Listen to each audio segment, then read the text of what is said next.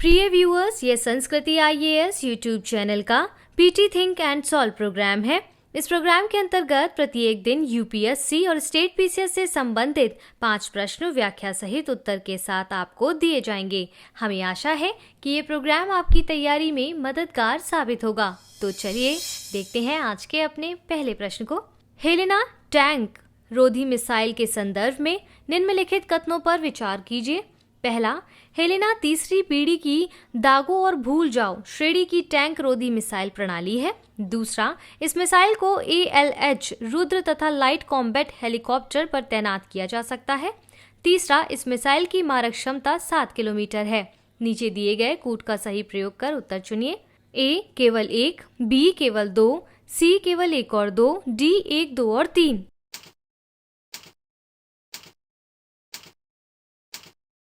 सही उत्तर है option D.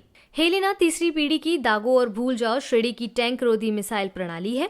इस मिसाइल को ALH रुद्र तथा लाइट कॉम्बैट हेलीकॉप्टर पर तैनात किया जा सकता है। यह मिसाइल दिन या रात दोनों ही मौसम में लक्ष्य साधने में सक्षम है। इस मिसाइल को रक्षा अनुसंधान एवं विकास संगठन द्वारा तैयार किया गया है। चूंकि कथन 1 और 2 और 3 सही है, इसलिए इसका सही उत्तर होगा ऑप्शन डी। बढ़ते हैं अपने दूसरे प्रश्न की ओर। हाल ही में उत्तराखंड में ग्लेशियर टूटने की घटना को देखते हुए सरकार ने water level sensor and alarm system स्थापित किया है। इसके संदर्भ में निम्नलिखित कथनों पर विचार कीजिए। पहला, वाटर लेवल सेंसर तथा अलार्म सिस्टम को उत्तराखंड के हरिद्वार जिले के रेडी गांव में स्थापित किया गया है।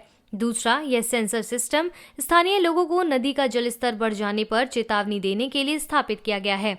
नीचे दिए गए कूट का प्रयोग कर सही उत्तर चुनिए। A केवल 1, B केवल 2, C केवल 1 और 2, D ना तो 1 ना ही 2।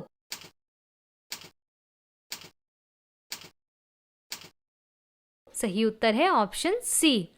उत्तराखंड के चमोली में ग्लेशियर टूटने के बाद आई त्रासदी से कई लोगों की मृत्यु हुई। अतः इस प्रकार की आपदा की पुनरावृत्ति से बचाव के लिए चमोली जिले के रेडी गांव के पास ऋषि गंगा नदी में water level sensor alarm system लगाए गए हैं। इन सिस्टम की स्थापना उत्तराखंड राज्य आपदा प्रतिक्रिया बल द्वारा की गई है। इस प्रकार चूंकि कथन 1 और 2 दोनों सही है, इसलिए इसका सही उत्तर होगा ऑप्शन सी। देखते हैं आज के अपने तीसरे प्रश्न को।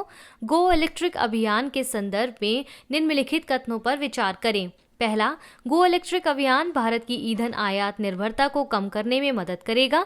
दूसरा, यह कार्बन न्यून अर्थव्यवस्था की दिशा में भारत के ऊर्जा संक्रमण के उद्देश्य को पूरा करने में महत्वपूर्ण भूमिका निभाएगा। उपयुक्त में से कौन से कथन सही हैं?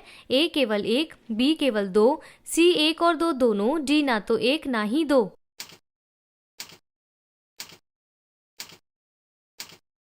सही उत्तर है ऑप्शन सी। हाल ही में जीवाश्म ईंधन पर आयात निर्भरता कम करने के लिए गो इलेक्ट्रिक अभियान की शुरुआत की गई है। पारंपरिक ईंधन की तुलना में इलेक्ट्रिक ईंधन की लागत कम होती है। यह कार्बन न्यून अर्थव्यवस्था की दिशा में भारत के ऊर्जा संक्रमण के उद्देश्य को पूरा करने में महत्वपूर्ण भूमिका निभाएगा। इस अभियान के तहत ब्यूरो ऑफ एनर्जी एफिशिएंसी को सार्वजनिक चार्जिंग ई मोबिलिटी से जुड़े तंत्र को बढ़ावा देने की जिम्मेदारी दी गई है। इस प्रकार कथन 1 और 2 दोनों सही है, इसलिए इसका सही उत्तर होगा ऑप्शन सी। बढ़ते हैं अपने चौथे प्रश्न की ओर। सीमा सड़क संगठन किस मंत्रालय के अधीन कार्य करता है? A गृह मंत्रालय, B रक्षा मंत्रालय, C सड़क परिवहन और राजमार्ग मंत्रालय, D संसदीय कार्य मंत्रालय।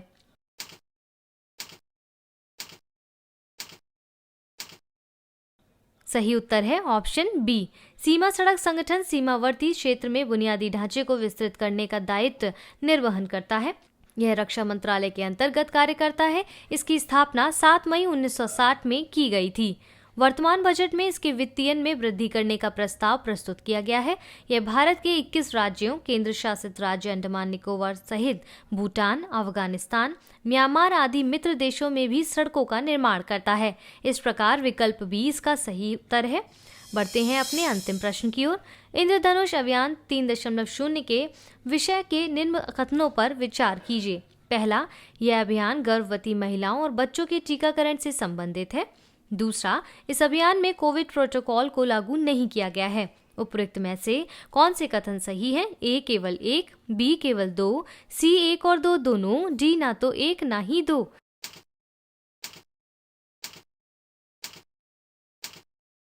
सही उत्तर है ऑप्शन ए। इंद्रधनुष अभियान की शुरुआत 2014 में की गई थी। वर्तमान में इसी को आगे बढ़ाते हुए इंद्रधनुष अभियान 3.0 को शुरू किया गया है। इसका उद्देश्य 90% लोगों तक टीकाकरण को सुनिश्चित करना तथा सभी को सस्ती और सुलभ स्वास्थ्य सेवा प्रदान करना है। इस अभियान में कोविड प्रोटोकॉल को भी सुनिश्चित किया गया है। इस प्रकार उपरोक्त में से कथन 1 सही है जबकि कथन 2 सही नहीं है, इसलिए इसका सही उत्तर होगा ऑप्शन ए।